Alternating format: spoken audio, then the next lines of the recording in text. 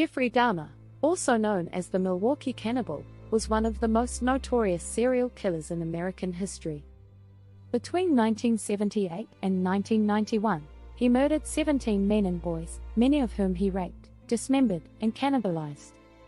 His crimes were particularly heinous and caused immense pain and suffering to his victims and their families. The fact that he preyed on vulnerable individuals, mostly young men and boys of color, and showed no remorse for his actions, makes it hard for people to have any kind of sympathy for him. He also desecrated the remains of his victims, which further added to the trauma of their families and compounded the heinousness of his actions. However, there are also those who view Dahmer as a victim. Some argue that he may have had mental health issues, such as schizophrenia, that may have contributed to his actions. Dahmer himself claimed that he could not control his impulses to kill and that he had no understanding of why he did it.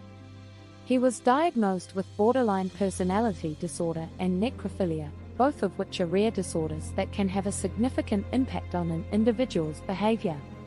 These disorders could have played a significant role in his actions, and it is important to consider the possibility of mental illness in cases such as these. Additionally, some people may view Dahmer as a victim because of the societal factors that led to his infamy.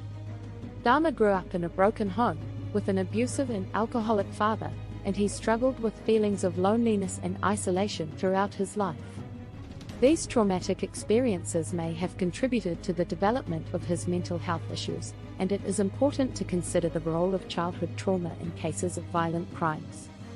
Studies have shown that people who have experienced childhood trauma are at a high risk of developing mental health issues and resorting to violent behavior as a coping mechanism. Furthermore, Dahmer was the subject of intense media scrutiny and public condemnation during his trial and imprisonment. The media sensationalized his crimes, which led to the public's intense hatred towards him. He was constantly hounded by the media and was the target of death threats and physical attacks while in prison. The public's intense hatred towards Dahmer also made it difficult for him to receive a fair trial, and he was ultimately sentenced to multiple life terms in prison. The intense public condemnation and lack of empathy towards him may be seen by some as a form of victimization. In conclusion, it is important to remember that while Dahmer committed monstrous acts and caused immense harm, it is also important to understand the complex factors that may have contributed to his actions.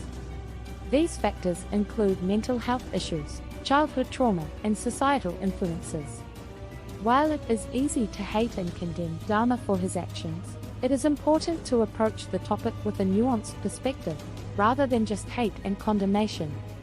This allows us to gain a deeper understanding of the root causes of violent crimes and develop strategies to prevent them from happening in the future. Additionally, it is important to remember that although Dahmer's actions were unspeakable, he himself was also a victim of circumstances that led to his actions. So, what is your opinion in this particular topic? We would like to hear your opinion. Do you think he deserved life in prison for his crimes? Or on the other hand, do you think he should have been put into a mental institution? Do you think his childhood had to do with all his violent adulthood acts?